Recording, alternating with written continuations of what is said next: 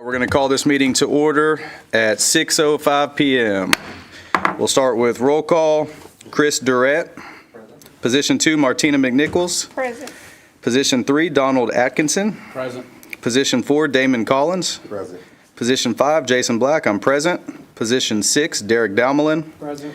Position 7, Rabina Spruill. Present. All right, now we'll do our pledges.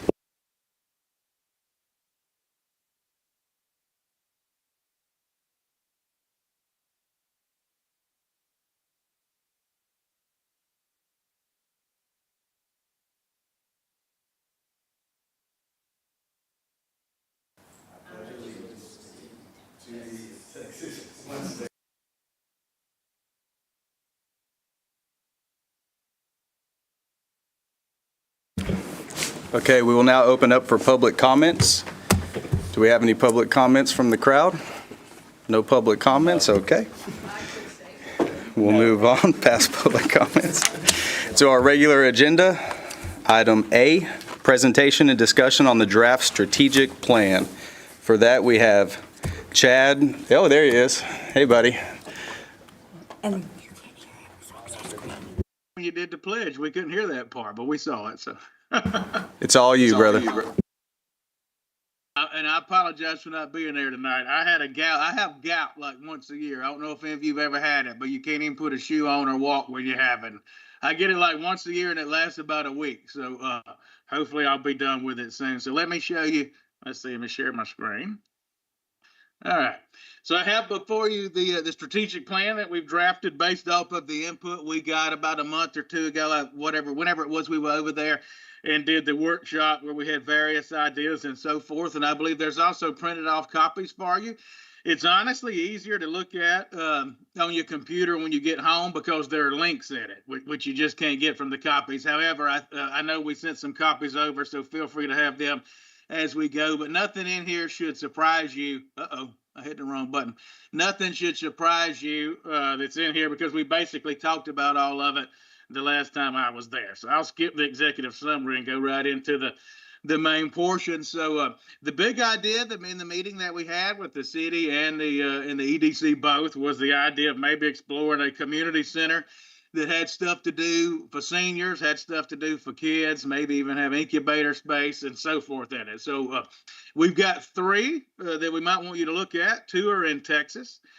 So the recommendation that we have for the EDC is to arrange a community fam tour, they call them, familiarization tours, where you actually go look at these. You survey community leaders in those towns and ask them, hey, what do you wish you'd have done differently? What did you enjoy about it? How's it worked out? And so that's one role that we think you can play with the city. In many cases, the local banks will pay for that trip. A lot of communities do that, not necessarily related to a community center. It may be flying to Washington, D.C. to lobby for something. But in many, many cases, the banks will help pay for that. So it may be that you can get some sponsors where you don't have to pay for all of it. We'll talk about a budget in a moment. The other thing that we think is the EDC can possibly fund is an actual feasibility study for the center itself. So what we have here is the idea. But obviously, we've not put time into what exactly would go in it. You know, how big of a space would we have and so forth. So I'll start going through and show you the idea. So we start with Sedalia, Missouri, which built a 91,000 square foot center. And so within your strategic vision and plan, we actually have people on Facebook comment about how much they like it, which is odd because usually all you get on Facebook is the negative. So when we saw this, I said, throw that in there. So we've tried to show you how citizens in their town have been proud of this investment. Now, the EDC does not have the revenue to actually build this facility, but this is something we think that you can spur the trips to go see. You can have the feasibility study, and then the city would probably finance it through bond financing or so forth. But here you can just see various pictures and things. This is a lady on Facebook that said, this is awesome, I like it. I'm sorry, this was actually a quote in the Sedalia Democrat after the grand opening from citizens talking about how much they liked it. On Facebook, citizens were saying, yes, please, I hope they give a yearly membership. And anyway, as you go home and scroll tonight, many of these will be links that you can go click on. So they're actually, this facility, I didn't know this when I was over there until we did more research when you all seemed interested. They're actually adding a bowling alley now and more parking places. It's been so successful. They've had to add a bowling alley, more parking places. So then we have in here all the activities they have at it. So I'm not going to go through all this again. We did it last time, and again, it'll be in your strategic plan. Well, let me ask that: is anybody here tonight that weren't at the session we did about some of these, because we went over it in depth that night? hey, Chad, can you hear me? Yeah, I can hear you. So there's a little bit of lag time between us being able to talk and you being able to hear us. We have to have our mics off to hear you. So we did have just one new board member that was not here at the last meeting, but he said he can catch up with the presentation that you've got for tonight. Sure. I'll give a little more detail then, since we do have that. So, yes, our first visit over, we were interviewing community leaders, and one of your leaders said, we need something for our seniors to do, and we need something for our kids to do. And the more she talked, I've literally been in this facility in Missouri. The more she talked, I told Allie, I said, I know what she wants. I said, I've been in it.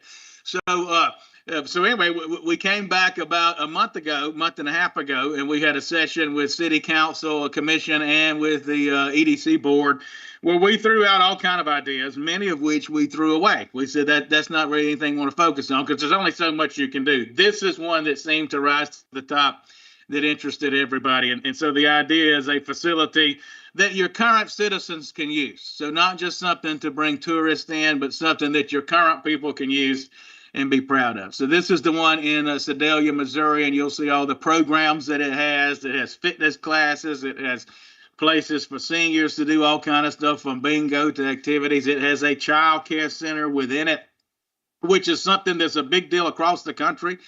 We just did a child care study. Where was that one, Allie? In Kentucky. We just did a study for a child care. How many child care seats a town in Kentucky needed? They were like 500 short. So this is a big deal everywhere. So the idea was kind of to build one facility with everything in it you would need. Many people said we need more community rooms that can hold 100 people, 200 people, 300 people for family reunions and for things. So that would be in here, and so forth. So again, when you get when you look at it on your computer, you'll be able to click these links and browse around. So we then found one in Louisville, Texas. This is an 88,000 square foot facility that's being built that also has a lazy river and has some different things. So we threw this in here as a place you might want to go visit. And then DeSoto, Texas is building this one currently. It's not built yet. They have financed it, and I think they've actually broken ground, but they have not yet built it. So we found 3 examples, 2 in Texas, but this one isn't built. So probably what we would recommend is go to see the Missouri one. And to see it, you fly to Kansas City. It would be about 45 minutes from Kansas City. And then this one is in DeSoto. This one's not been built yet. So this other one's in Louisville, Texas. You are in Texas what is called a Type B Economic Development Corporation, and for communities less than 20,000, which you are currently, you won't be for long, but you are right now, you can fund things such as studies for non-job creating projects, as long as it improves the quality of life of your citizens. So you're allowed to fund studies such as this. But again, you don't have the revenue to build this yourself. The city would have to do that. But we do think you can play a role in the leadership and the feasibility in it. And so these are just some of the activities we thought you could do in it. The senior activities. Many people talked about a small business incubator, maybe even a kitchen incubator, to help get some small restaurants started. Basketball and volleyball courts, rock climbing, multi-use rooms, and so forth. So our recommendation when it comes to this is to go visit one or two of them, and learn from them. And then actually have a feasibility study done where you figure out, how big of a community room do you need? How big of a senior room do you need? What all do you want to do in it? That type of stuff. Now, for the feasibility study, this would not be an engineering plan with drawings. That would cost a whole lot more money than what we're talking about. But we're talking about a feasibility study that would show, can you make money on it or not? And we have a budget for all this at the end I'll get to. Basically, everything that we're proposing in here, you can do below your annual budget, which is the amount you keep after you send the city the money that you send them. So everything we recommended in here, you should be able to fund currently without additional revenues. But on this particular item of the visitation trip, well, here you'll see Seguin, Texas takes trips every year to various places, and they have banks and all that help pay for it. Kerrville, Texas, looks like they've been to Marfa and other places. Gonzales has been to Luling and New Braunfels. So you may not have to pay for this. You might can get a local bank to help you pay for it. Our next strategy is around a piece of property called the Presidio. Now, in this particular study, we tried not to get too in depth about it because we don't want suddenly, the folks that own this land to change what they're trying to do or whatever. But we were able to discover this piece of property along Highway 6 and 288. This been a development agreement on for 10 or 15 or 20 years. They just had never done anything with it. But it's just absolutely a perfect spot. Many people brought up hotels and restaurants, and that's what they envision for this site. The proposed community center would go over here, most likely, on the land that you have. So we just think this site would be ideal to then fill in. So not sure that you can do a whole lot of pressure on it, but what we did put is this is important enough, that we say you need to encourage the thoughtful development of this 260 acres, maximize its potential benefit of the community with its most valuable uses through any ordinances you have, land use, permitting, incentives, so on and so forth. Next is the idea. Now, we kind of took a different spin on this. So when we first started thinking about it, there is some acreage out Highway 6 east of town that's zoned for heavy commercial. And then right across the road, you'll see all this purple is zoned for light commercial. So we're talking about out in here. And it's just absolutely perfect for an industry that's light in nature. Doesn't make a mess, doesn't make a smell. And so we look to see what could be permitted on this land as it exists today without any land use changes. You could do aerospace parts manufacturing. Now, when you talk aerospace nowadays, there's a lot of drone projects out there. There's pieces going on space. So don't just think about an airplane taking off. Think about drones and anything that flies. You could manufacture these parts. They're usually very high paying. Also, electrical equipment and components qualify under your current land use, and computer electronics product manufacturing. So nothing that would have emissions and anything scary for the community. So we think that both of there's 32 acres here on one side of this rail loop, and there's another 65 acres east of it. So we think this makes a great spot to land 100 to 500 good paying jobs. And one of your members was particularly interested in that when we brought it up. So we have strategies in here of how you would do that.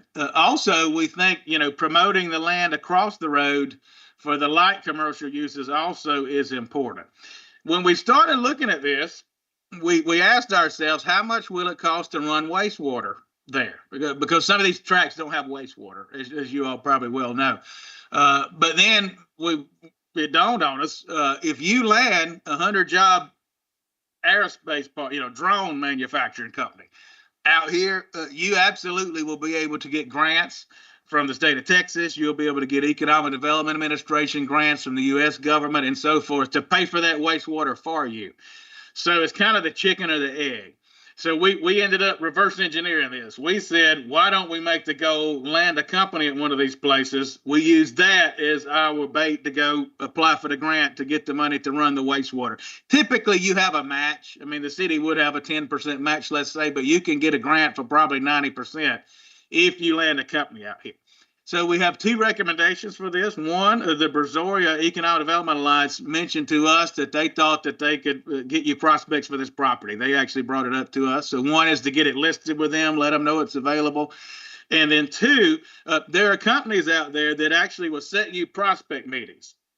And so you tell them, look, we want to meet with aerospace parts manufacturers. Again, not the plane itself, but the parts that go on it, the drone, and so forth. And they'll then set you meetings with them by Zoom.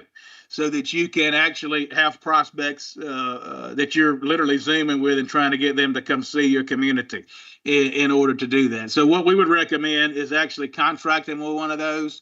They usually cost about $1,200 a meeting to get you the Zoom. So, you would tell them these are the things that qualify under our land use, and these are the top companies that we want to meet with. Obviously, aerospace in the whole Houston area is a big deal. So we think you'd have real good success with that. And then as soon as one says they're interested, and they say we would, they have to agree that they'll locate there if you run the wastewater for you to get the grants. It's kind of a but for clause is what they call it. So they say, yes, we'll put 50 jobs there, 75, 100, whatever. Assuming you run the wastewater, then you're able to get a grant to do that, and that gets it to your whole community. And so that's the way we would go about approaching this. Section 5 is helping small businesses. So far, everything we've talked about is kind of big stuff. But obviously, you've all already been doing a great job of helping small businesses. What we did here is put in various programs and forms that other small Texas town type Bs use to have their people fill out when they apply for the money. And so the first ones we're showing you are facade and signage grants. Many of the small Texas type Bs do that. They'll all have a little different qualification. This one will pay 50%. This one will pay 60%. This one will pay 75%. So all of these link.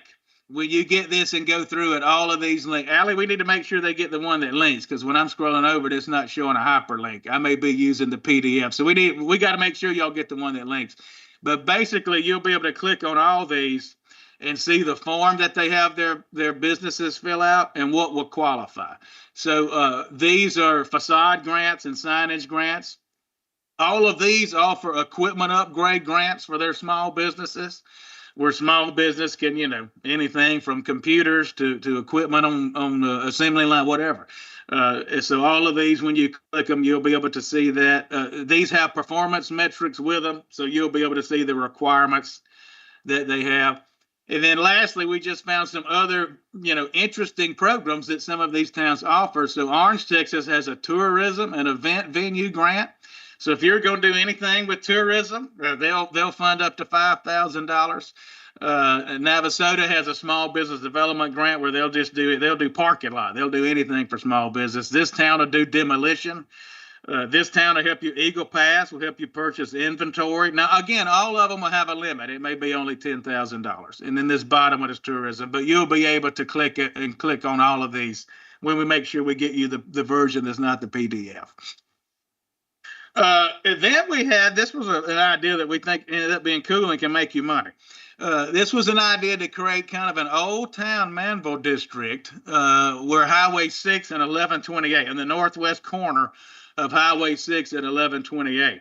And again, we've tried not to, in this report, say go buy this property, because that may drive the value up when y'all are negotiating or whatnot. We've tried to kind of say, look at these areas, if that makes any sense. But basically, we found a couple of examples where you can actually go out and build little restaurants and cafes and create yourself an old town. So this is Bluffton, South Carolina. When I was there originally, you all talked about maybe investing in real estate, which you certainly can do with Texas Type B money. And our initial thought was industrial spec buildings. That's what a lot of people do, but those are very expensive. And really, we're not sure you need a whole lot of that. The more we talked about the old time Manvel, you just as well could build these little restaurants. So this is a place that Allie and I ate at in South Carolina. But literally, it probably doesn't hold 20 people. They have sliders and French fries, and the place was full when we went there. This is called Old Town Bluffton. And you'll see every one of these are little. So it doesn't cost a whole lot to build it. You don't have a lot of money in it, and you could build a kitchen and so forth. And you, as the real estate developer, can hold this and lease it to entities.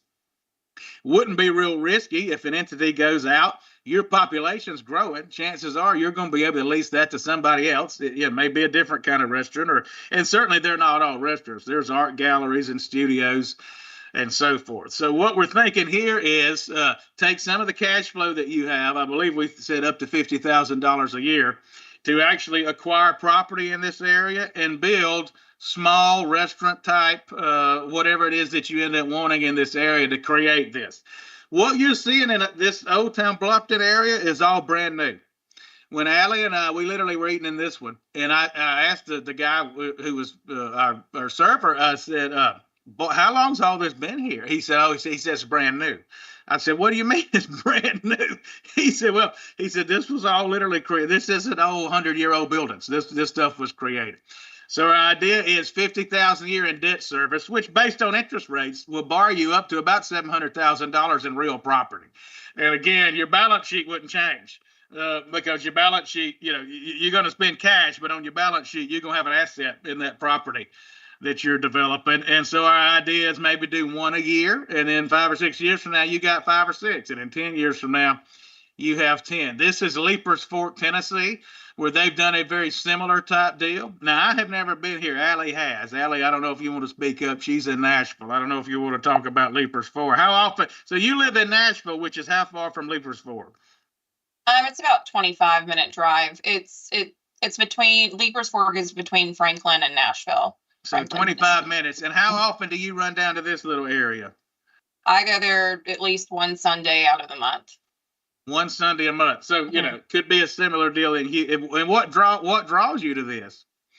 They have local live music there, local restaurants, little local jewelry makers and just crafts people, arts people. And it's a lot of there's just a lot of people that want to get out of the city, or not feel like you're in Nashville, and it accomplishes that. And the food's good. The vendors are good. And some of these are old buildings they've renovated, and some are new that they built to look old, yes. Right? So it's kind of the same, kind of the same deal. And so lastly, we have budget recommendations for what's in here. Basically, we worked off of $200,000, which is roughly what the EDC gets to keep after you send over the portion for the wastewater agreement you've already made. So I'll just walk through this and show you kind of how it grows.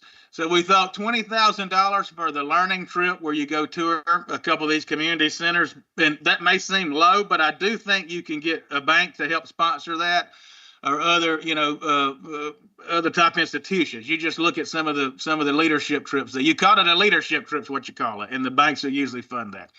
So I think you can pull this off for this amount where you go see at least 2 of them. And again, the DeSoto one's not been built yet, so I don't know that you have to go see it. So our idea is you spend all this money the first year, so in year 2 you don't have to spend it again.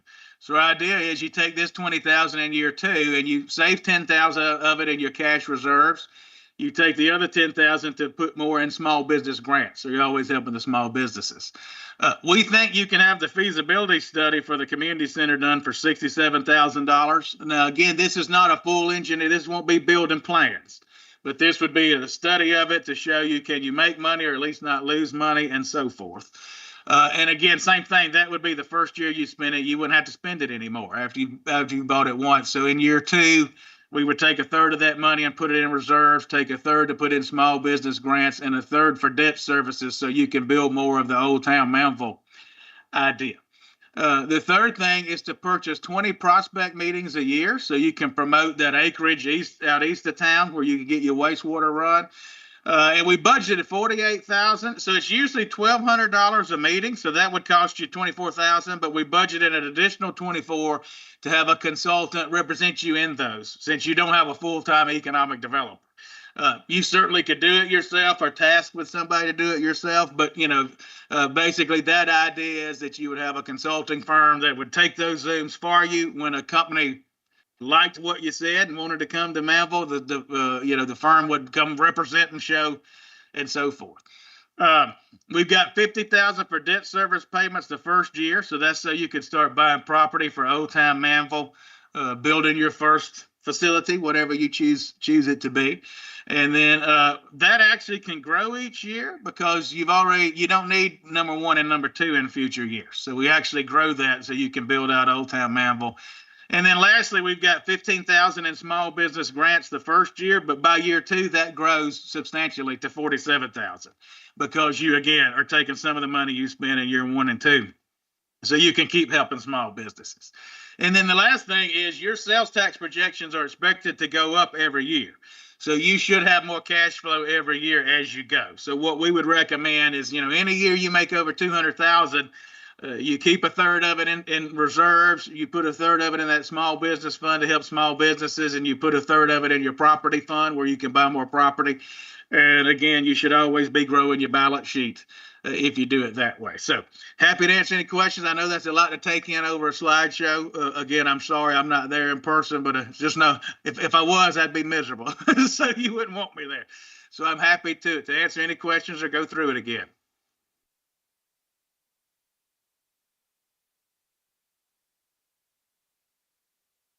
Hi Chad, Hi Chad, how are you doing? You have to.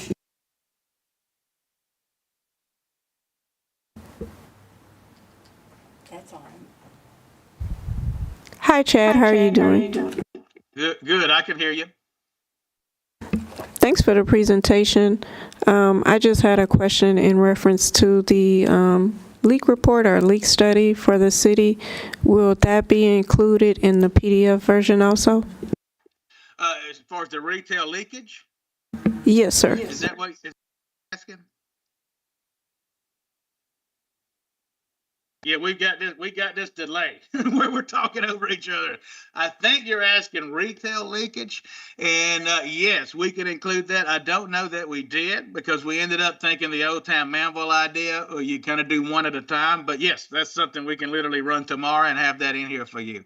Allie, make sure to remind me to do that. Thank you very much.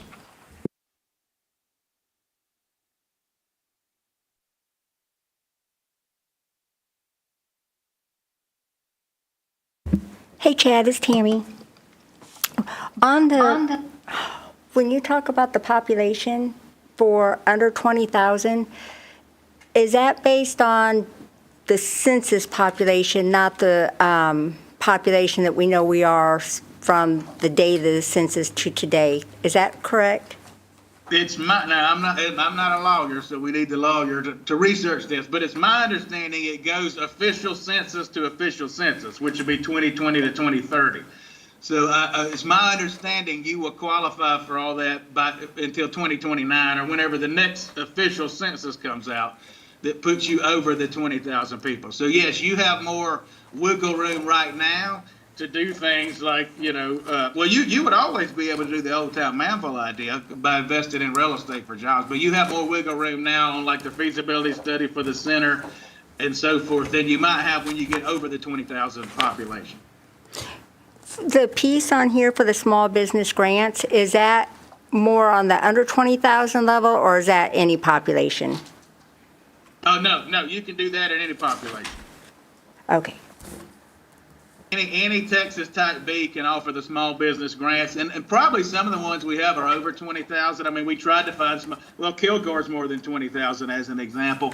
We tried to find small towns, but you can do those no matter what your population ends up growing to.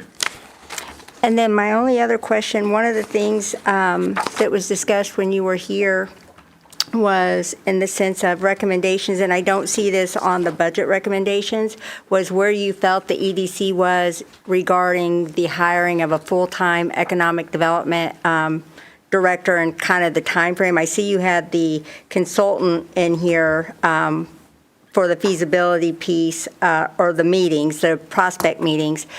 But was that something you were going to include in this, or just give a verbal update on what your thoughts were based on your experience?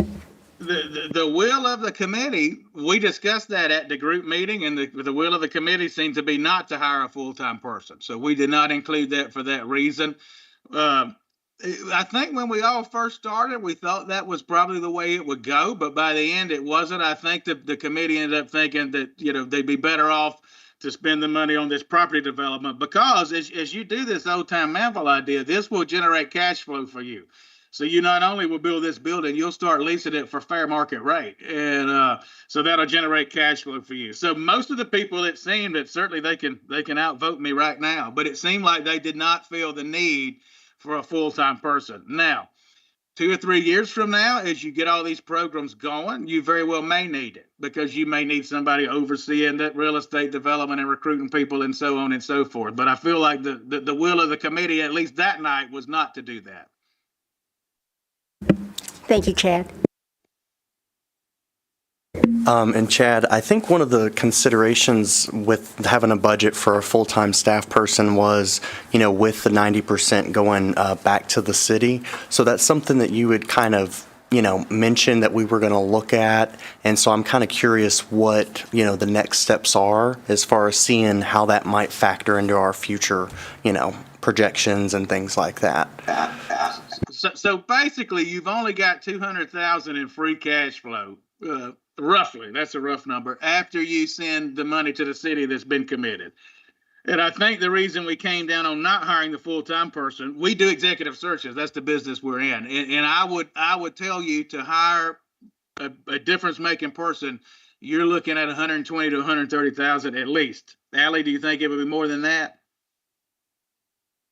Yeah, I was going to say probably closer to 150. So they would basically take your whole budget, and that's just the going rate for an economic developer, whether you like it or not. So I think what our idea ended up being was not to go down that path, to instead spend that money on building assets that would generate cash flow. As to the money that goes to the city for the wastewater, it's my understanding that that's kind of already been obligated, and I'm not sure you can undo it without, some legal ramifications. But this is what I would say. If you end up building the community center, which seems like it's what everybody wanted, including the city elected officials that were there the night we were there, and the city does that, then I think in a way they're taking the money you're sending them and doing that with it. Some cities would rather the EDC build it for political purposes. They would rather the EDC be the one to do it. So if they would decide to do that, then they would need to somehow, fund you, give you that money back, or fund you in some other way. But I don't know legally that you can get out of the agreement you have. What you can do, though, is the more that this cash builds, which it will build, is you can lower your percentage, I would assume. I think now you're giving away 90%. As that builds, next year it may be 80% and 70% and so forth. But the way I would kind of look at it is, if we build this center, which will probably end up costing you 20 to 40 million based on just exactly what you decide you want. Sounds like a lot, but that's less than the wastewater system, if you really think about it. So if you end up building this, then I could probably consider that they had used the money you gave them to build what you wanted after all. Or if you end up building it, you would somehow have to get that cash flow back to you in order to finance the debt payments. I think that would be worth having a conversation with them if it goes, to that level, that we could say it's a way to find money. We have that money sitting right now because they're not using it. And so, for that $1 million that isn't spoken for yet, we could use that for the debt service, possibly. Of course, we'd have to get council on board for something like that, and I don't know how that would go.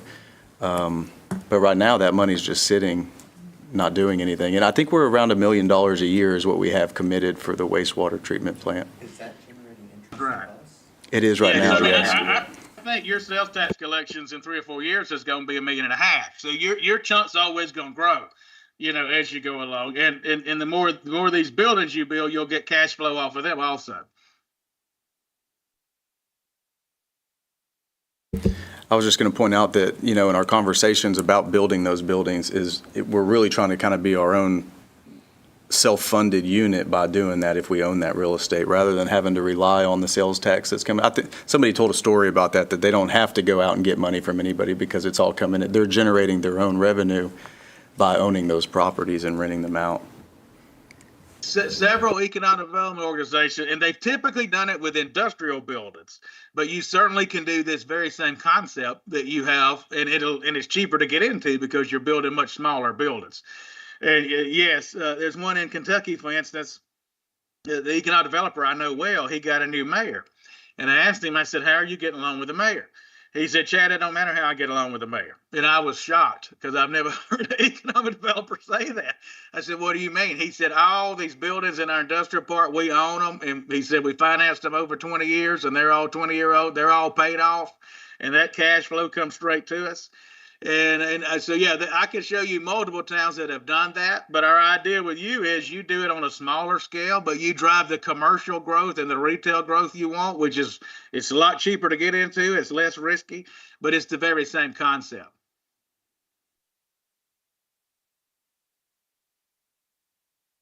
I have one final question, Chad. In reference to the CDBG grants, can you give us an example of how different cities or towns use that money that's from the federal government to fund the EDC? Yeah, so CDBG they usually use for infrastructure. So that goes directly to the idea that if you could land a prospect on this end of town, out this way. Yes, so typically they will have to have certain qualifications. They'll have to pay a certain amount, but it's not like $100,000 a year. It's not unreasonable. They'll have to hire a certain amount of minorities, a certain amount of, they can't just go out and hire whoever. There are certain qualifications they have for the federal money they have to do.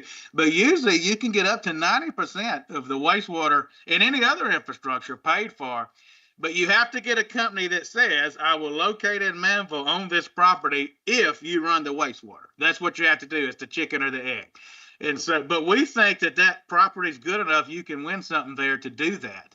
Now, they will not do that if you put, a 3-person Dollar General there. I mean, it has to be a primary job creating type company. But you'll be able to do that. So most CDBG money will run through your local planning and development district or regional council of governments. They're called different things in different areas. But wastewater is always highly funded. And so that's something that we think you'd be able to do. Plus, if you need water infrastructure or any other infrastructure out there. Additionally, you can qualify for something called EDA. It's Economic Development Administration money. They have a public works program that you can qualify for wastewater as well. But it's all tied to job creation. So our idea was get a company on the hook that wants to locate there. And not only are you getting the jobs out of it, but you're also getting your infrastructure paid for the most part. Usually you'll have a 10% match. I think this is a great way because we know the Alliance, I'm not sure what our reluctancy in the past has been to lean on them, but they came in and told us, hey, we can do this. We can place people. We have these properties. These properties are for sale right now. If you drive down the road, there's signs on the road for these properties. And so I think it just takes us, pushing to get this stuff done and working with the Alliance, working with the state.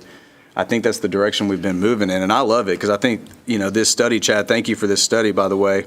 But I think it does a lot of different things for us so that we're not just focused on one thing. We're creating jobs here.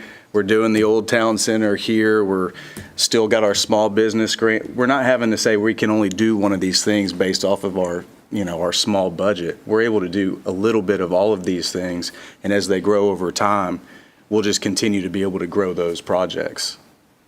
And one other thing on the CDBG. So Texas gets CDBG money from the federal government that Texas can spend.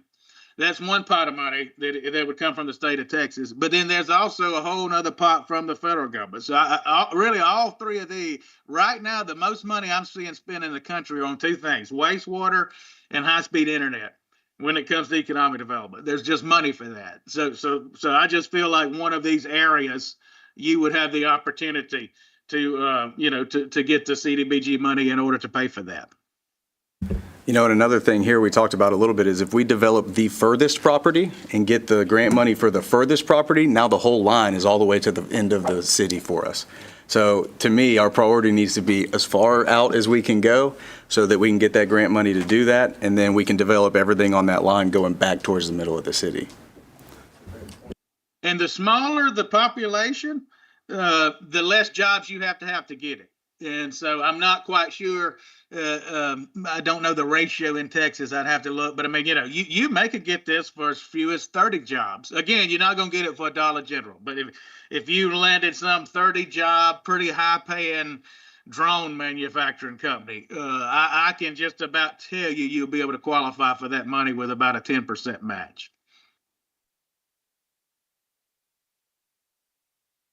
I also think the community will take this because that area is already heavy commercial. It's not like we're changing the area. We're not changing the landscape. We're just adding to what's already there. None of that stuff is going to go anywhere. I'm just keeping it And it's keeping it, that's right, we're separating the in-town stuff, the 288 corridor stuff, the 160 acres can be really nice and, light commercial type stuff, restaurants, some of your big development type stuff. Yeah, parks, yeah.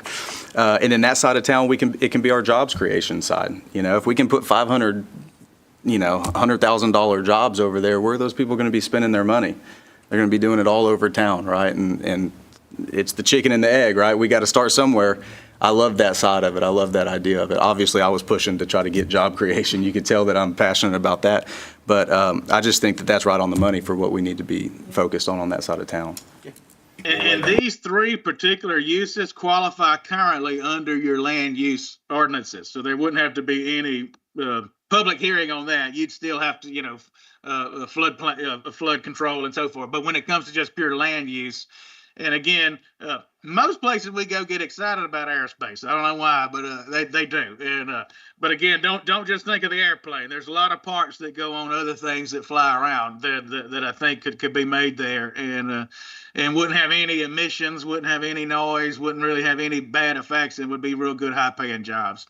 And the other thing I would say is, you don't feel like you have to do all of this at once. What most people do is they might form a committee where they had 2 people or 3 people, that served on the community center committee and would meet from time to time and then report back. And they may have 2 or 3 on one of these other committees. So there's ways to do this where you don't feel like you're doing it all at one time, that we can kind of advise you on.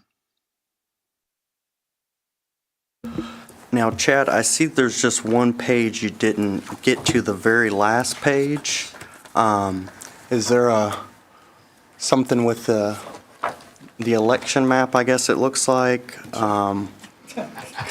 Or, no, I'm sorry, it's actually 2 pages before that. So talking about the old time feel, I think we kind of, if our memory serves me correctly, we were talking about doing the old time feel on maybe the property that the city has, not the 260 acres that's going to be developed by the people who own that, but the land that we have. How many acres is that?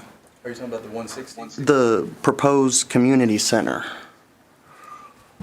So I think our idea there was to try to keep the old town zone in the old town Manvel area, right? Which would be 1128 and Highway 6. Mm-hmm. Because all the new stuff is going to move to the 288, to the 160, do a smaller thing on this side of town just because this is kind of old town Manvel, in a way. And so that was the idea of keeping it, in this area. So my question is, where that proposed community center is, how many acres is that? 160.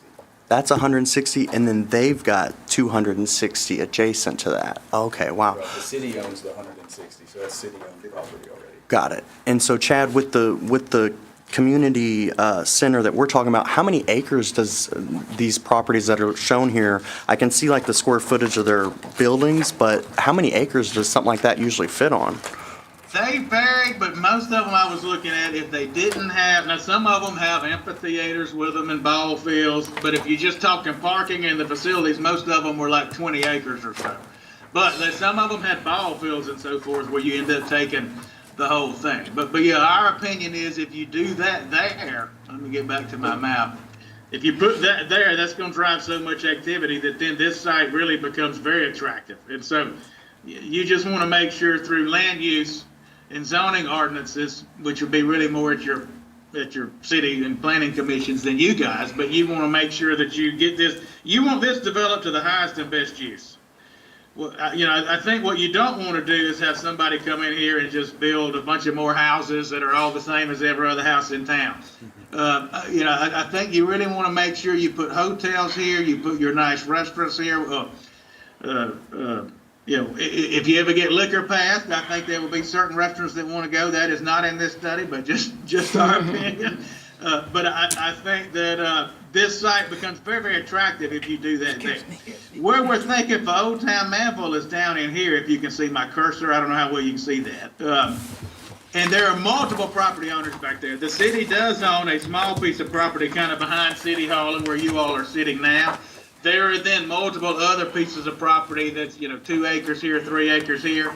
And we've got all of that, but we didn't put it in this again because we've done this before to where people assume we're further along than we are, and obviously we're not far along at all. This is the first time you've seen it. And then suddenly the price of the land triples, and that's not good for anybody.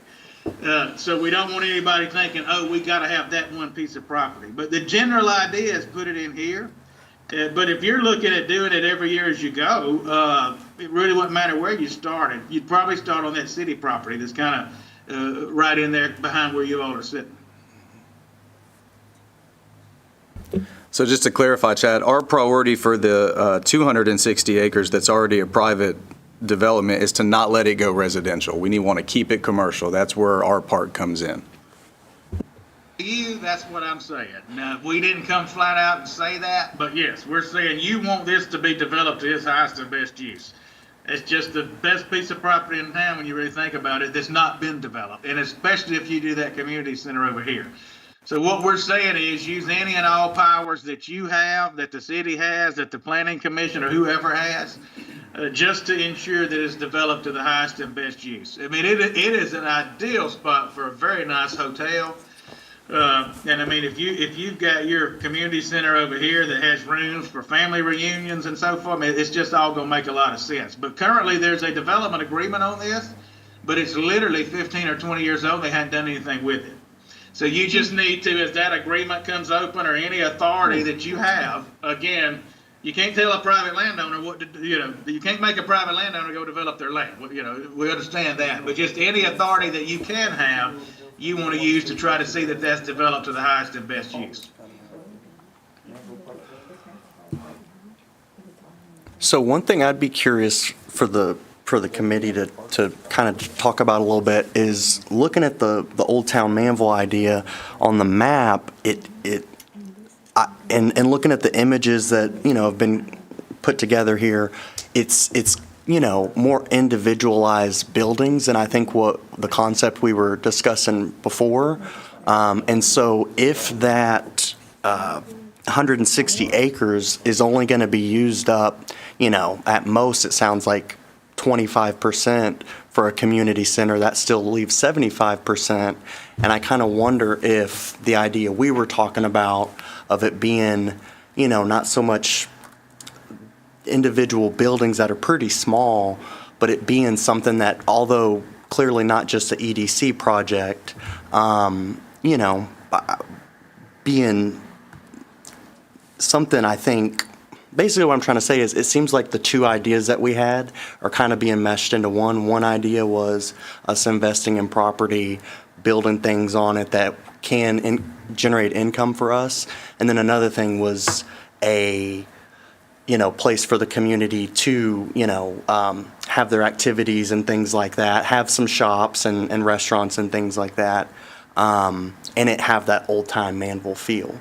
So I'm curious what you guys' thoughts are of it going in this direction for the Old Town Manvel thing being like a investment pursuit for the corporation versus us just strictly making investments in more of an industrial type of buildings, which, as he's saying, it's going to be more expensive to build that sort of thing, but it serves a different purpose, I think, than, to me, I guess one thing I'm trying to say is if we're going to do the Old Town Manvel thing, then it's something that I would hate to see not be executed as well as it could be because of us being limited on funds and things like that, and trying to get the most bang for what little buck we do have at the moment to invest. So just throwing that out there. I'll add something to that, Chris.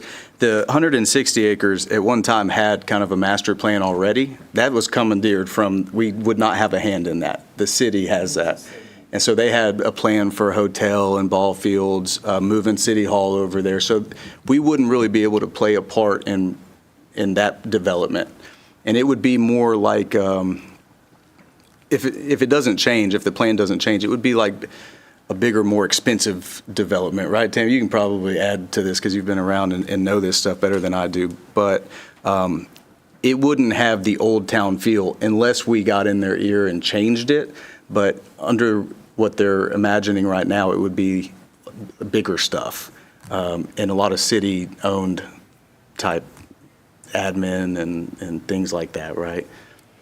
Correct. So it's actually going to be on the agenda on the first meeting in December during the workshop. They're going to discuss the city center property for which direction to determine, do they keep it as it's proposed, or do they direct staff to go a different route with some different ideas? Right now, it's proposed to be state-of-the-art fields with the City Hall complex, maybe a beautiful waterway, restaurants, kind of like the River Center in San Antonio, something very nice, something very high scale, with some indoor, a big auditorium kind of for like basketball or different indoor activities, not an auditorium, more like just an auditorium type hotels. The old-time Manvel Field piece was to go right behind here where we currently have other property, which is being proposed to be developed right now into a park, the dog park, the open green space, a walking trail. But then there's more property for sale right across the street of lots of parcels that eventually the thought would be you buy up this entire section over the course of time, and that becomes city blocks, in essence, of old-time walkability, old Manvel. New buildings with an old facade look. That was kind of the, and then the industrial, completely separate, that was the third piece to it, going down Highway 6 across from Jason's property, not to build the industrial buildings, but to reach out to a company, to try to recruit industrial to build and set up their own thing down there. Y'all's role would just be the middle person of helping encourage someone to come to that area. Does that help? Yeah, it definitely helps, and maybe industrial wasn't the right word. I thought that's how Chad framed it, but just talking about steel frame metal buildings, kind of, with warehouse space, office, space that we talked about, that being a thing that other economic developments have done before to generate income. I thought Chad had mentioned that as being something that wasn't really feasible with our budget. But yes, I do understand that being separate from our industrial zone property we're trying to attract people to. I don't know if can y'all hear me? So if you wanted to do the industrial spec building route, which many have done, and I mean those can be 100,000 square feet, then these two properties are ideal for that. And you certainly could do that, but yes, I was constrained by the budget. So what I was trying to do was make $200,000 work. If you had all the additional money, the $1 million that's spoken for, then you absolutely can do that. I don't know that you would, you really wouldn't be able to do it because, an industrial spec building will cost you anywhere between $4 and $5 million right now with the price of steel. And you wouldn't have the cash flow to cash flow that. The beauty of this plan, and I don't even remember who initially said it, but the beauty of this is you can build multiple of these a year with the cash flow you have, and still create that old town Manvel feel. But my suggestion is that you then recruit companies to locate here, but then you not actually participate in that part of the real estate. I just don't think you have the cash flow as it is now to do it unless somehow you were to change that budget.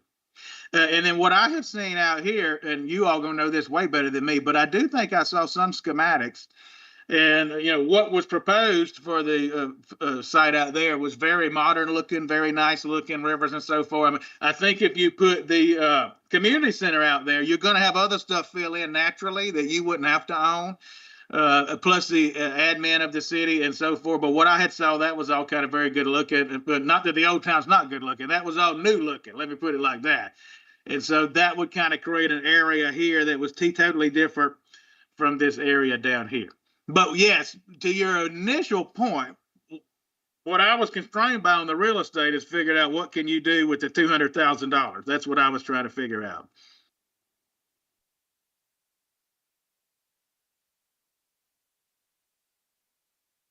So would now be the time that we would kind of talk about, you guys would talk about, I'm curious what y'all's thoughts are on seeing the old time, the ideas, the images there. I mean, is that something, those sort of buildings, what y'all have in mind for the old town thing, or?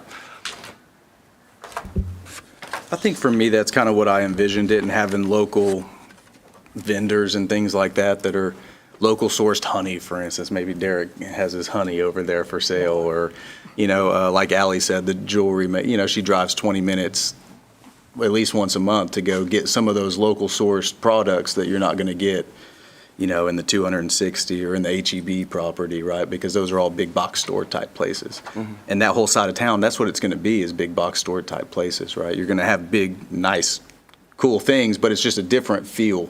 And that's why I kind of lean towards keeping it separate, It's not going to be big and grandioso and make a ton of money or anything like that, but it adds just a little flair to this, to the city, that people might come for those things. Maybe you got a guy playing guitar out on the porch on Friday nights or whatever, and, there was a fire pit, and just like a place to go do that, that's a more chill place rather than going to the main event, which I think we should have too, but we should have that over there, kind of my thoughts on it.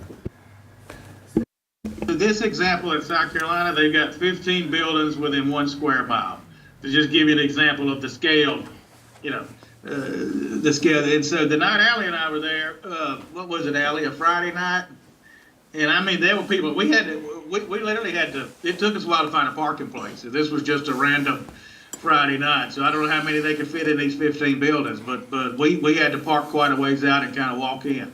Well, and then there was a lawyer that had his law office there, and it wasn't just like restaurant type things. And then there were like older homes, a mix of older homes and newer homes like around it. And there was a green space like where these trees are in front of the buildings on a larger photo. Like that was a green space that had benches and things like that, where if you just wanted to grab food and then walk over there and sit on the bench and eat. So it was really built up to be very community oriented. Yeah, Old Town Springs started with 2 restaurants and about 3 shops. It has just grown to a lot more than that now. Some of them, it was the older homes that was there, they converted into shops, but it all started really small many, many years ago. Just a risk. Old Town Spring? In Spring. From just a risk perspective, given your population growth you're going to have, and obviously 2008 can happen, or COVID, so I don't want to go, there's no guarantees, but it's hard to see how you would lose on this. Now, might your first restaurant that come in go under? Yes, they might. It could be an embarrassment, but you still own the building. You still own the equipment in it. If it's just hard to see how you would lose if you built 10 of these, given your population growth over the next 20 years, because that real estate is going to appreciate in value based on your population growth. So it's just hard to see how you would lose. I kind of envision like all this is smaller stuff, right? But like a taco place that, people are like, oh, they got the best tacos. We go get tacos over there. A coffee shop. I was thinking of something else too, like a little brewery type place where you can go get some specialty beers and things like that. All very small stuff. Like Chad said, you maybe fit 25 people in that place and it's packed, right? And so, you definitely have to kind of set the expectation lower and not be thinking big box restaurant type places, but just a cool, different feel, a more chilled type place to go for people that don't like the hustle and bustle like me of going to a big place, a lot of people. And, we mentioned going to the community center, but you certainly could go to one of these as well for a leadership trip. And so I got my start working in Mobile, Alabama for the Mobile Chamber. And every year we would go somewhere and take all the leaders, and you'd have the city leaders and the county leaders who didn't always get along. And you'd have, and they would tell you the most value that we ever got in the trip was not only what we saw, like we'd go to Baltimore and see their port because we had a port, but the trip up there and back with everybody talking and so forth. And so you very well may want to go to one of these towns in addition to that. And many communities do that. So I think you can get funding for that.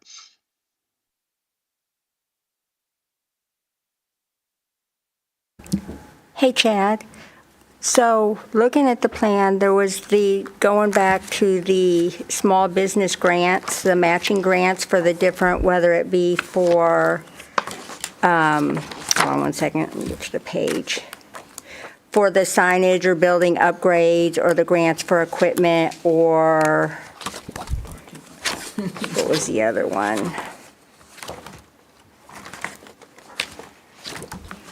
So on that third, on C, we show you various stuff. So some of them do demolition grants, inventory, tourism. So number C is just kind of a variety of some of the things the EDCs do.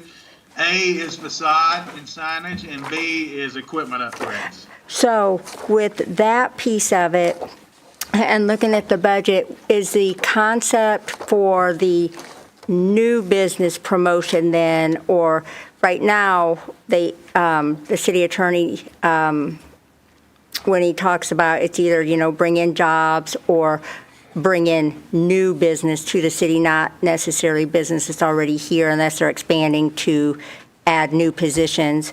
So would the concept be that you've got the grant portion of it to improve what's here, but then the new business piece of it is the development, that the Old Town Manvel development? Is that what the thought would be? That's where we'd encourage new business and just try to fix the current businesses and make them a little bit more sprucier with these grants?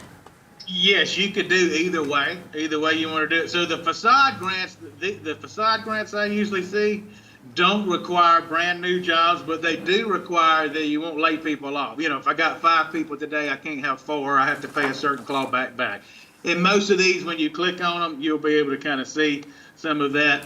For the equipment upgrades, most of them do require new jobs. So each grant's kind of a little different.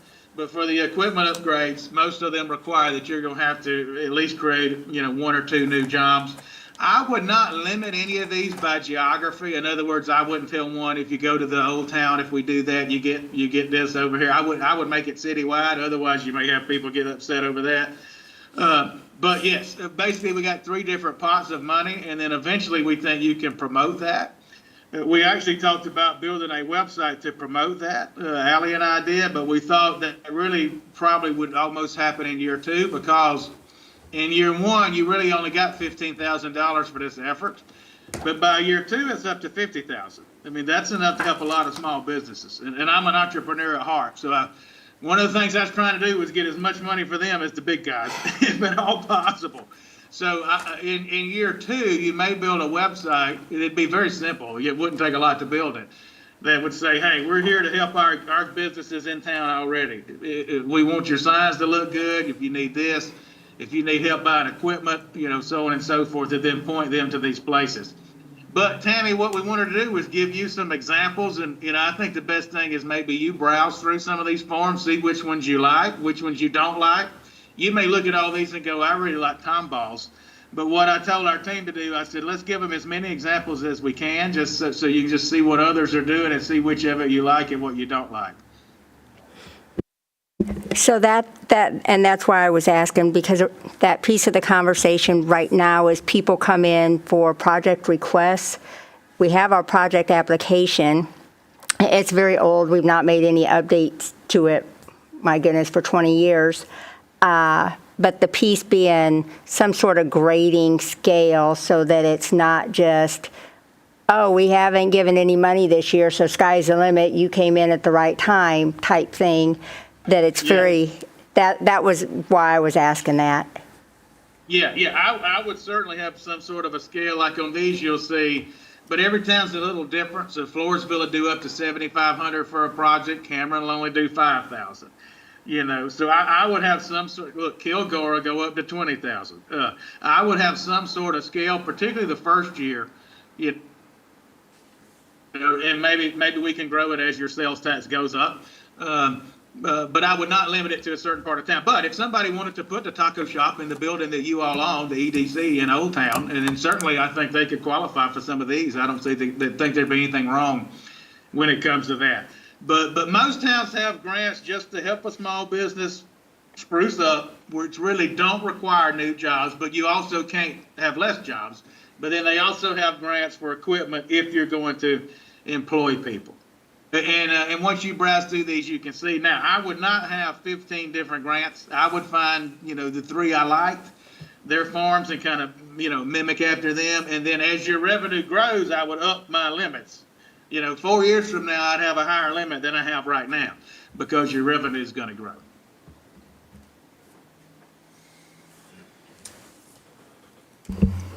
Tammy, this is something we talked about in the past too, that I think you're kind of getting to, is to where we have, if you don't check the boxes, you don't qualify, right? And so do we land on, okay, we're going to do a facade one, a sign one, and a blank one, right, or equipment upgrade one, and that's it. So if you come in and you're asking for money, it has to meet one of those three programs that we're running currently, or else we can't do it. Or to kind of keep it in boxes of, you have to come in under what our grant programs are, which, what we've seen, a sign one, we've seen the grease trap one. What else have we seen? That was signed. Yeah, The sign and the grease trap are the two that are kind of jumping off the page. Yeah, Would those general qualify what would those qualify under? Would we be able to say, we'd love to help you, but we're not running a program for that right now? Or do we say, okay, a grease trap is that's equipment? I don't know. You could put the grease trap in equipment, but most of the time when I see the equipments, they want jobs. So even if it's one more, even if it's a restaurant's going from 5 to 6, most of the time, that's what you'll find when you browse through these sample forms. But yes, I think a grease trap, you could fall under the equipment one.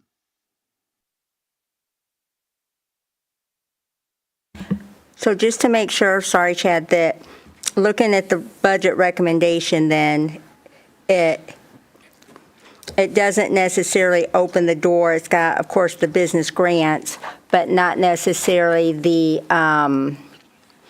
at the last meeting, we had an individual come in that wanted to open up a salon. And so we'd asked her to come back because we were working on the strategic plan and we weren't sure what the concept was going to be or what kind of dollars were going to be needed for what comes out of the plan.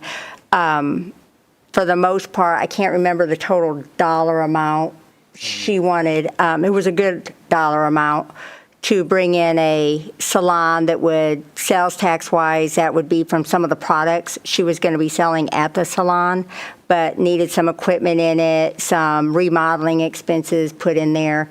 So my question then was, looking at this, it doesn't leave a bucket for that kind of new person that just comes in out of the blue, just wanting some startup money. Well, I would put her on the equipment. I would use the equipment money, and I would use the facade money if she needs any exterior type work done. I think you could put her in those. I would be. A lot of these you actually qualify more for if you're an existing business versus a startup, because startups are just so risky. As an example, but yes, that first year we just, now you may say, Chad, we don't want to do those 20 prospect meetings, so we really got 48,000 more than I was trying to make the 200 work, but you can borrow from any of these pots if you don't want to do something. But by year 2, that goes to nearly 50. That probably will be 50,000 because your sales tax will go up. So what we might could do is do 50,000 next year and figure we're going to do 25,000 for equipment and 25,000 for facades. That may be a way to think about it. And then have 2 programs. Equipment can nearly qualify for anything. So you could do that. I don't know how much y'all have given out in the past. I don't know if 50,000 sounds like a lot or a little. I just don't know that. What is kind of your typical year? How much have you given out? 0. Yeah. So it's kind of, the EDC over the course of time has focused highly on infrastructure projects. So they've partnered with the city on many infrastructure projects, giving hundreds of thousands of dollars through the city to get utility lines from one portion of the city across to bring development at the 288 side of the city, as well as get utilities down by the industrial side as far as we could. For individuals, it's at the most been, I think, $250,000 to an individual business coming in. We did a big one for Bighorn across the street to help them. We've done one for, it was a restaurant that didn't end up, it lasted long enough to get through the clawback phase, but it didn't survive through COVID, and has relocated to his business in Elvin, to expand that.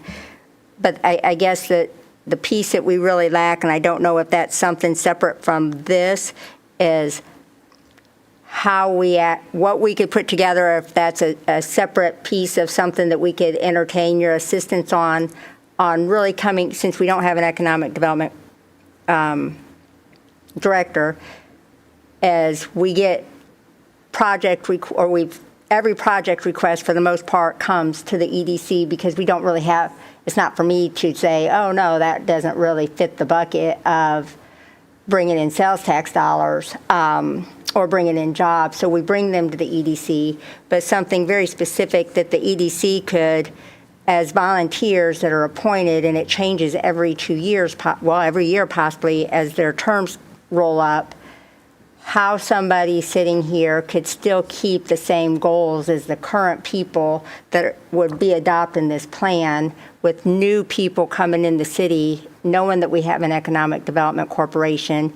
When they fill out an application, it should take the heart out of it and truly be you're going to bring in this much sales tax dollars, which equates to 50% of what the point scale would be, to get you blank amount of money, so that it's not just, oh, I really like that person, they were so good and they seem like they're going to do a great job, or, ooh, we don't feel like we've done enough this year.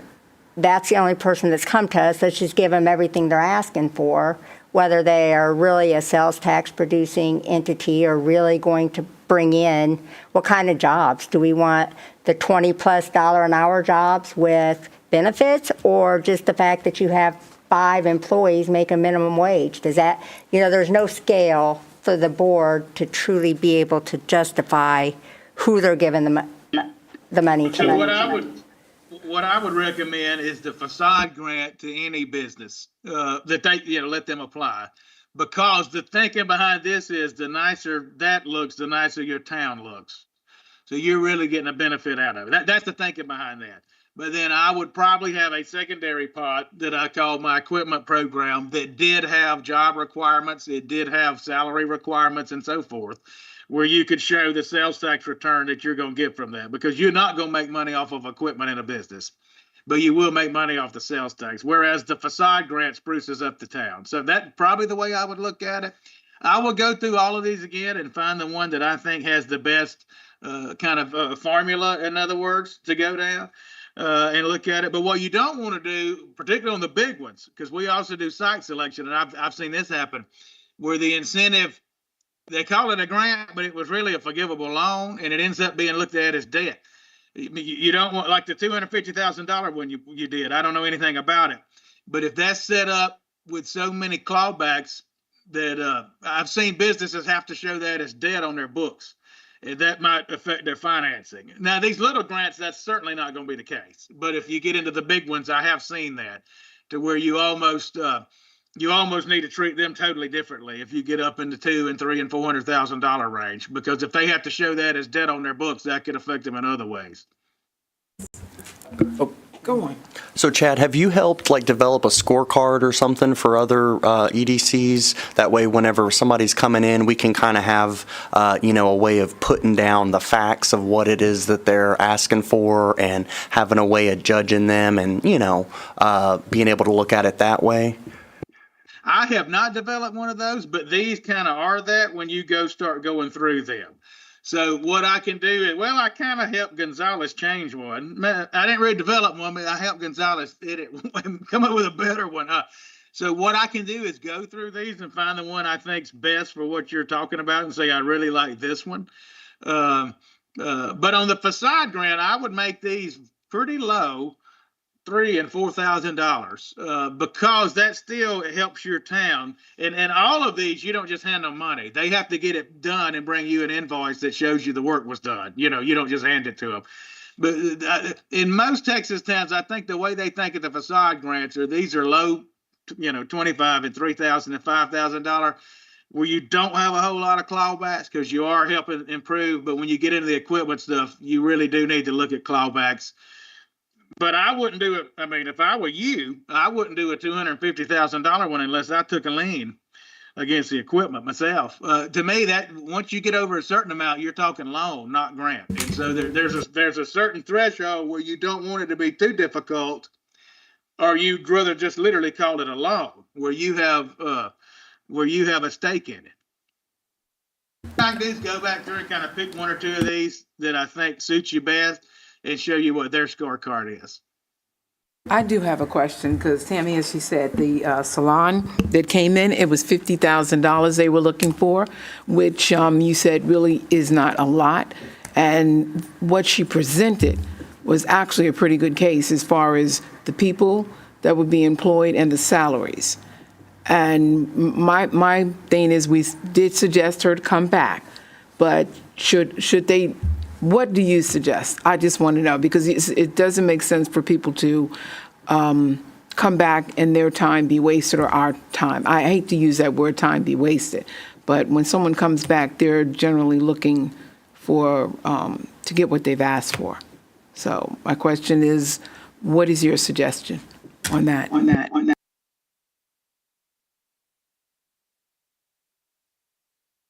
Are you asking Tammy or me? I'm not sure which one you're Oh, asking. I was asking you. No, I was saying that what Tammy had said to you earlier about the salon and the $50,000. I've seen salons qualify.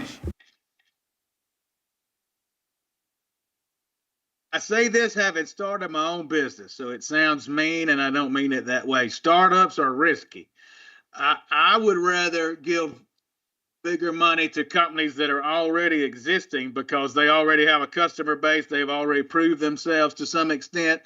It's just, I mean, and I know that sounds mean, but I started our company in the first 2 years. I don't know if we were going to make it. Now we've been around 10 or 11 years. We're doing pretty good now.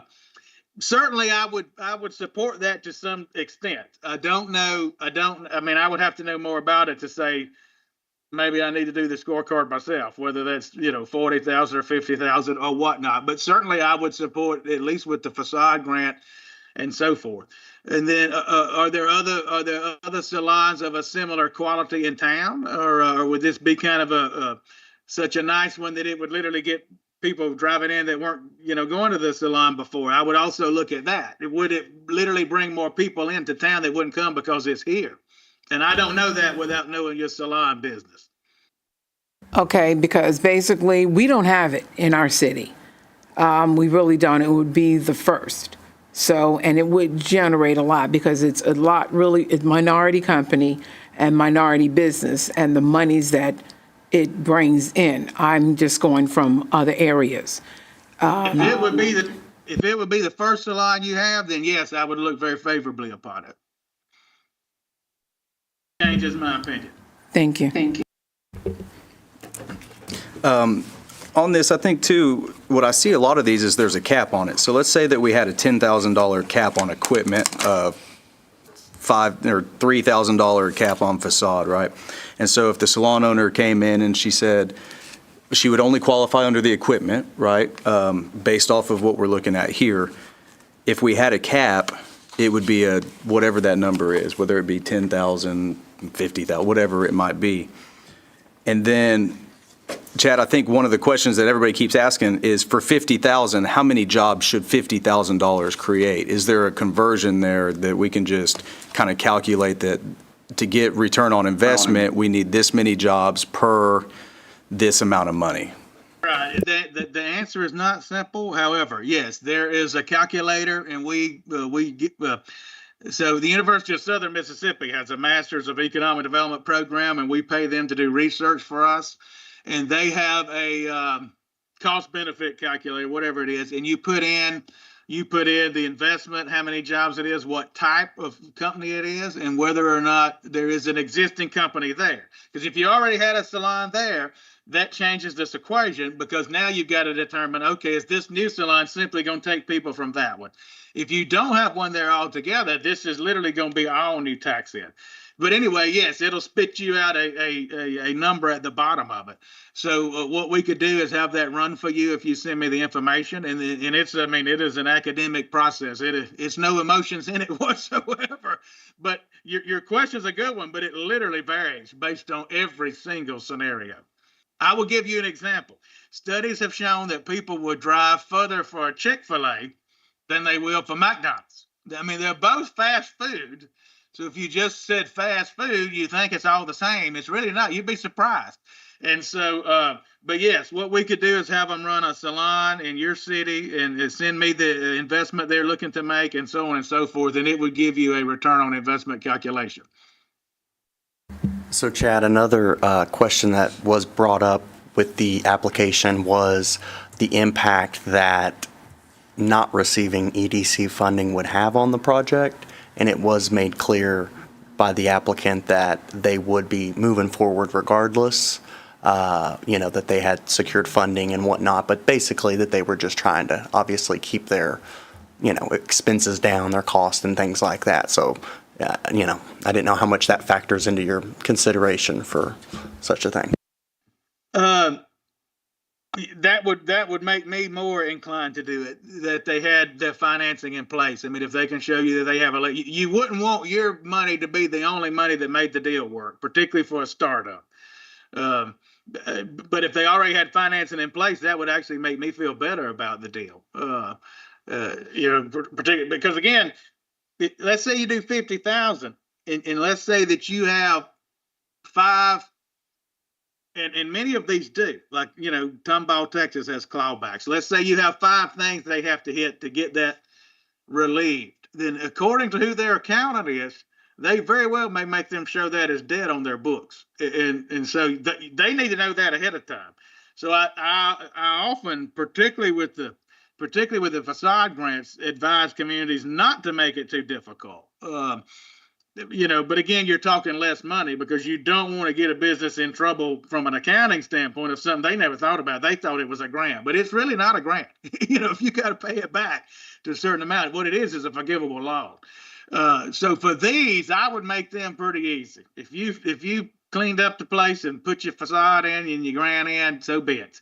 But if I got into equipment grants that started adding up, then certainly we could do that. And I can send you some, now that I really understand this a little better, I can send you maybe some language and some things to look at. But if they had their financing in place, I'd be more inclined to do it. But one thing I was going to say here, this 50,000 in debt service, first year that's going to be an expense, but by year 2, you're probably making that back from cash flow from the buildings you're leasing, or certainly some part of it. So, this could go also back into small business grants. So I really think and you have a cash position now where you could spend. So I don't know that I would take this 15,000 and think we can't spend more than that, because you do have cash reserves now. But by year 2, I think you're making cash flow off this. So you may end up over here with 75,000 that you can start putting into small businesses. What I have tried to do is flow all the money you spend after you get through with it back to small businesses, because I am one. I am an entrepreneur, so that's where my passion is. So I've tried to flow everything back here and flow it back where you can buy more property, because the more property you buy, the more cash flow you're going to get to do all of it. So that's what we've tried to do on down the road. But if you want to do this project, don't feel like Chad said we can't spend but 15,000. You may want to tap into your reserves or whatnot. And again, I know nothing more than what y'all have told me tonight, so I don't want to overly influence you one way or the other. But I do think it'd probably be a good idea for us to run the return on investment, and I probably need to do that tomorrow, because Thanksgiving next week, everybody will be out. So let us run that for you pretty quickly so you can see what the spinoff would look like. Another thing to consider, where the salon's being built, is it an undeveloped piece of property, or are they renovating a building, or what is the facility actually going to be? It's a strip center. It's a new strip center. It's completely full except for that one space, I think. It's in a strip center where there's currently an empty vacancy? Yes. Okay, yeah, that will also account for the cost benefit. So what I will need to do is send you the questions I'll need, and then if you can send those for me, we can have that run for you. Yes, so in her packet, she didn't really say some of the stuff. I asked her a couple of questions, and she was getting some funding from the SBA. She was approved for $423,000, and she was getting $116,000 in concessions with the landlord. She's gonna do from her application, it says like nail techs, esthetician, hairstylist, and also incorporate internships with the students from the J.B. Hensler Academy that we have here within the city. And she had some other stuff and matched with Wallace Bank also for a lender match platform. That's what her application has, but we just was curious about that.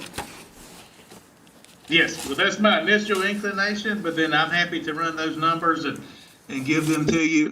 But I would look at the finance. I would never want you to be the only money that made the deal work. I would advise you not to be that. So the fact she already has financing would make me feel better about it. And I have seen, I don't know off the top of my head, but salons do have a tourism aspect. People will drive in and then while they're there, go do other things in town to leave some money behind them. So there is a benefit to that. Yeah, I'm inclined to try, if we were to make an investment in her business, one thing, just kind of my opinion, is that I'd really like to see maybe that money spent on making sure that the signage out on the street, on the building and all that is really, if it's utilized like in that way to make sure that's something that's not kind of skimped on, that way it is able to attract business that's driving by.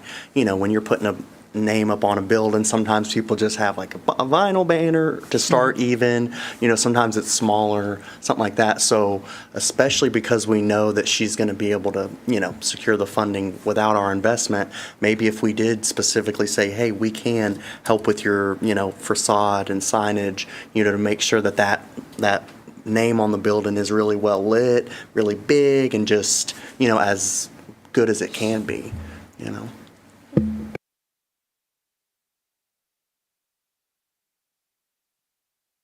What you could do, I know we've not formed any of these pots yet, but you could do half of it as the facade or whatever the sign costs. The sign costs what it costs, but you could do a pot of it there and then another pot with the equipment, where this first pot you made pretty easy to determine that it was forgiven, in other words, and this one over here you wanted to see so many jobs, and so you could almost use two. So the more I'm hearing from y'all, I do almost recommend that you have 2 grant funds for small businesses. And then what we need to do is put stipulations and so forth behind both of them. But I do advise, if you ever start doing the 200,000 and 300,000s, really take a look at making that a forgivable loan so you can get an interest in the position so you don't get yourself in a bad spot. Okay, I'm going to change gears to another project real quick.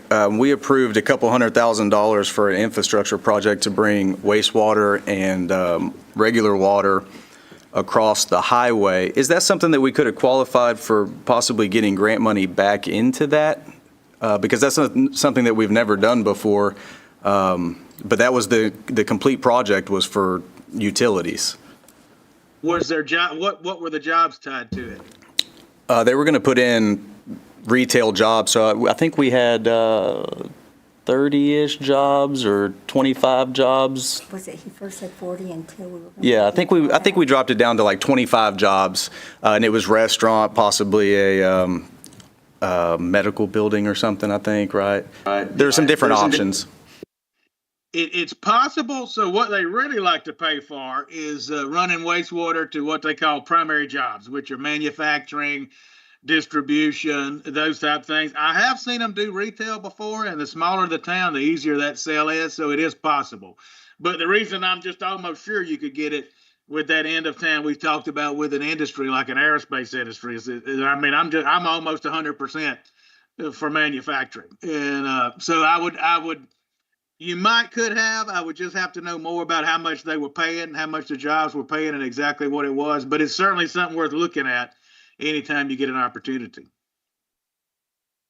right now, of course, I mean, we just had an election and that'll change things. It always changes with each budget they pass in Washington. But for the last year, there has been a ton of money for wastewater and high-speed internet, those two things. Now, here's the devil of it. Sometimes you have to have the engineering already done to get the grant. I mean, they're not just going to give you $2 million because you said we think that's what it's going to cost. So, in some cases, as the city or the EDC, you have to go ahead and pay for the engineering that says this is what it is. And then you use that to get the grant. But most of the time, you can get that money reimbursed through the grant. So you may have to front the money, but a lot of times you'll get it back. But for these job creation ones that are primary jobs, usually it's a 90-10 split where you get a 90% grant and a 10% match.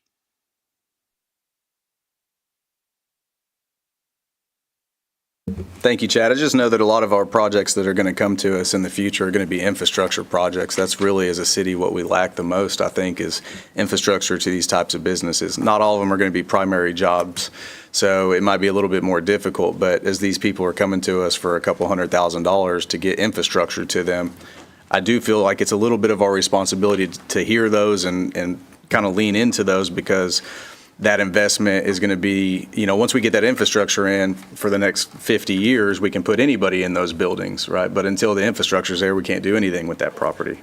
Yeah, let us know. Or so all of those programs that get funding, they get funded every year, and the amounts will change, and they will have times where they need to spend money. Where if I can get this project done, and so. But I think infrastructure is going to be spent, even in the new administration to a high degree. So I've never seen as much money as I have for wastewater for the last 2 or 3 years.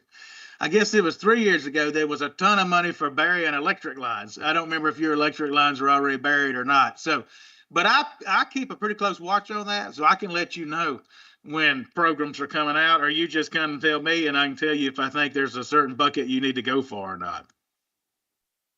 Yeah, that'd be great. Thank you.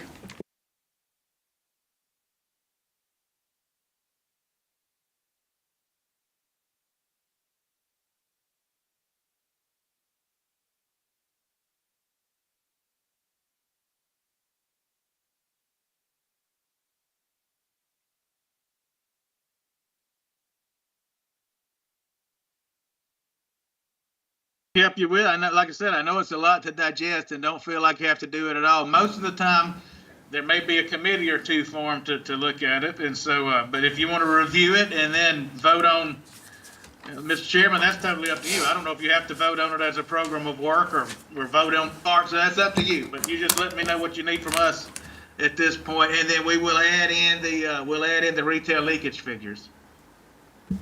My thought on it is that we kind of go and digest what they've sent us and look at some of these examples. I do think that at some point we need to vote on changing our application process.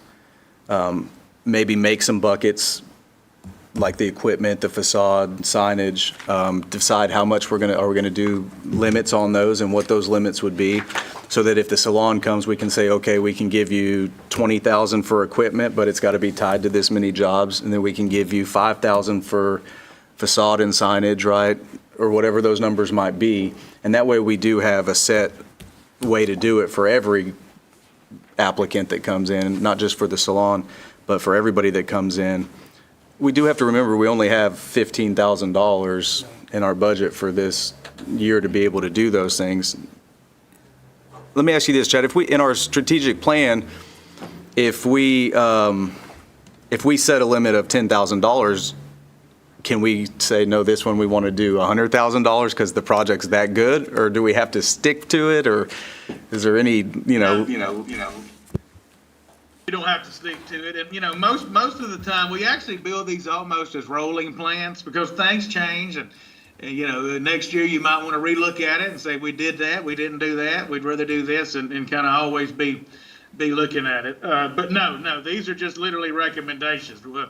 I would, but now you'd have to probably stick within whatever budget you've passed, for the organization. But I would put some limits in, even if the limits are high at some point, just to protect you. You never want to be, you never want somebody to say, oh, you gave them more because they were, the mayor's son or whatever. And so to Tammy's point, that's why you want that checklist that's there and so forth. But no, these are just recommendations. Whatever you do above or beyond this would just come out of whatever you put in your line items for your budget if you had certain line items. I like the idea of having limits, even if they're not super high limits, so that we can lean on that for every project that comes in. We can say, well, we have $7,500 that we can do for something like this. And then if we get into a situation where everybody thinks that it's a big enough project that we need to look at it further and extend that limit, we can always have that conversation. Turn around that something's bringing in 20 jobs Right. versus the 5 jobs. Yeah, or 100 jobs, right? I mean, we're going to look at that differently because that's going to excite us about that, and we can look at it and change it a little bit. But I like the idea of having some set limits that are going to be kind of across the board that we can lean in and say yes to this, I will tell you this based on my site selection experience. Let's say you land a 100-job manufacturer down here. They really don't ask for cash. What they want is a property tax abatement. That's what they'll ask for, and that'll run more through the city. And so you never abate taxes you already have. What you abate is the taxes that you're not collected yet, on the new investment. So typically in manufacture, the cash they're going to ask you for would be for site preparation if you need it, and running infrastructure. And most of that you can find sources for. So the bigger projects actually don't ask for as much cash as the little ones, believe it or not, at the end of the day. But because to them, buying this land is cheap. I mean, if they're going to invest $100 million here in equipment and a building, then the cost of this land is just a little bitty part of the deal. So on those, I really wouldn't even consider them part of this small business grant program. They're just totally different. So, no, there's no action. But I did have one question for him. Hey, Chad. One more question, and I keep saying that. So, on the, I can't remember what you titled them, where I think it's 48,000 or 44,000 for the 20 prospects. You had mentioned that being the cost that covers the company that kind of facilitates that discussion and those meetings. For that company, because that's new to us, is that like your company does that, or who is that company? We don't. So there's 3 companies out there that set you the prospect meetings. We know all of them. I can give you all of them. And what you do is you literally tell them, I want to meet with these top companies: aerospace parts, electrical manufacturer, computer manufacturer, whatever it is, for this site. And then they set the Zooms for you. So they charge roughly, and things go up, but it's usually around $1,200 a meeting. It may be $1,250, it may be $1,100, but that's on average. So what we figured that would be $24,000. We then added $24,000 for somebody to represent you in those meetings if you want them to, and we would be happy to do that. But if you want somebody else to do it, you could do it that way. But what we did was added admin for this because somebody physically has to Zoom with them. Somebody physically has to show them, here's our map of our property, here's our labor, you got to show them all of this, here's our labor. And then hopefully they like you enough that they say, well, we would like to come visit. And so then you really want somebody to come host them, pick them up at the airport, give them the whole dog and pony show that can talk the language and so forth. So we put that in there in the event you didn't have an economic developer. If you had an economic developer, you don't need that line item. But we put that in there thinking you could either use us or another firm to represent you on these 20 meetings. Okay, that was the other piece to my question, because obviously we all know a little bit, but not any one of us knows a lot about the process or the conversations or the sales pitch piece of it to really entice or know the back end side of things. So I wasn't sure which piece, if there was a piece of that puzzle that involved possibly y'all's company, or if the whole piece involved y'all.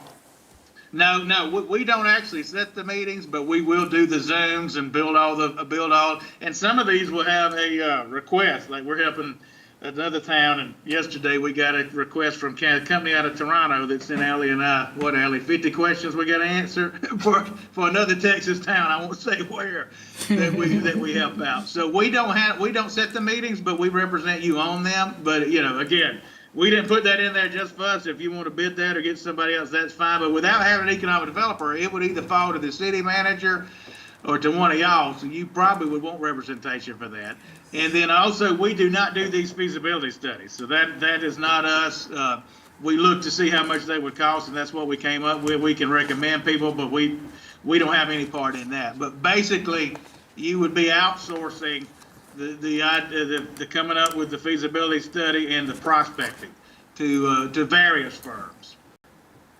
So we put this on the agenda this evening just for a presentation, discussion. I list it as a draft with the intent that at some point, either they love it like it is or they made recommendations for updates to it to formally adopt it, to put it in place as a plan to follow. So what's our next steps? I know that project scope-wise, there were 3 phases on y'all's part. Phase 1 and Phase 2, I think, have been completed. This finalizes the 3rd phase. Is this, then I know it was discussed that you were going to add the leakage piece for us to insert in there. And then is the 3rd phase completely finalized then, or is there another step, or? This is the last step unless you want to change any of the recommendations or edit them. And certainly we don't expect you to be forced to do that tonight if you want to take it and read it. But yeah, this is basically the final step other than editing it to make sure that it receives the majority support from you all. So we would just need to know if you all support it or not. And you may say, I support 4 of them and not the 5th, and that's certainly fine as well. So what I'm hearing is probably at our next meeting, everybody go home and do your homework on it, and then if there's any edits at the next meeting, we'll talk about edits that we need to make, and then we'll send that over to Chad, and he'll give us the final product. Is that right, Chad? Yes, and don't send this one out because these links aren't working for me, and these are links that should work. So let us put the retail leakage in and also make sure those work. And so whatever we send you later this week or next week, send that one out because that'll have the right stuff. I've been checking the one I sent to Tammy and Jason prior to the meeting, and the links are working for me. In that one. Maybe my computer's got the gout as well. Okay, do we have any questions for Chad and Ally before we let them go? Not right now. Speak now or forever hold your peace. We're good. Okay, I think that's it. Thank you guys for your time and all your work into this. We appreciate it. Thank you very much. Thank you all.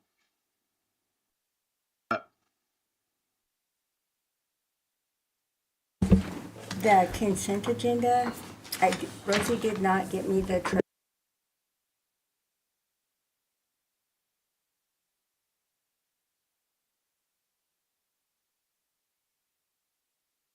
As a whole, and we'll have that on the next agenda with the financials and minutes meeting.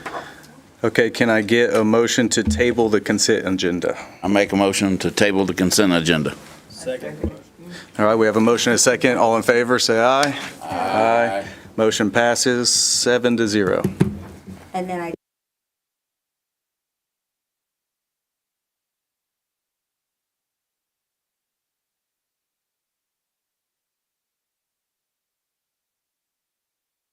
so that you guys can have your report to talk about. So typically, your meetings are the 2nd Wednesday of the month, which would make it in 2 weeks.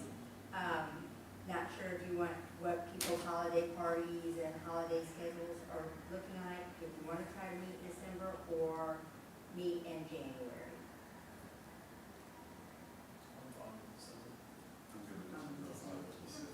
Everybody good with December 11th? December 11th.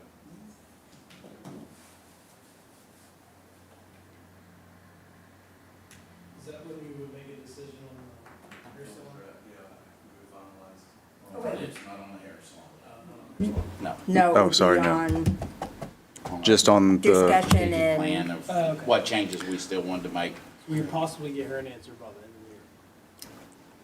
the year. No. she'll have to come back in January, Understood. right? Because you guys, you would finalize, discuss this, budget, you yeah. can't discuss this outside of the meeting. right. But you can go home and do all your research, make your notes, come back with all your recommendations. And y'all gonna send us the one that has the links, the clickable links on You it? already have it. Well, if you got the email from Tammy, I just checked that it was. So in your I gotta get the new email. in your homework on it, let's think of limits. Which ones we're going to go with, which programs that we like. Let's try to pick 3 or 4 programs. I would say no more than that, right? And then From, limits on those. The different cities that have done those. Facade one, the signage, the equipment. And if you have any other ideas, we can always add those in too. Those will all go into the grants, the small business grants. Okay. Gotcha. And a lot of those will fit once you guys come up with those and we get something in place with the applicant's request, because it was for majority equipment Equipment, yeah. for her facility as well as some signage things. So there are some things that will fit. It would just be changing which pieces of it you're financing or granting.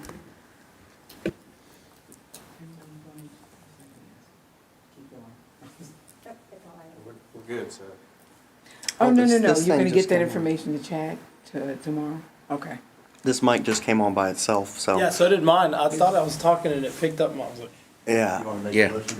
Well, I just was gonna have like one last thought. So, because Chad was talking about, and it seemed like what his takeaway was that he was gonna look at our application, and how people are applying and kind of the And I've seen question, that, mhm. right? And so, my thinking was if we had, like I said, the scorecard thing where, where it's like, half a dozen different details that we're looking for, like key thing, like how many of this type of business are there in Manvel, right? Hair salon. Oh, there's none. So, okay, that obviously puts you on the good end of the grade, A, and things like that. And so it didn't sound like that was something that he was going to be helping us to create in particular, so that we can all, be saying, okay, yeah, we've kind of got this grade. And like you were talking about, us to be able to take that into consideration. I don't know if that's something we would put on the applicant to do their due diligence of identifying these factors for us.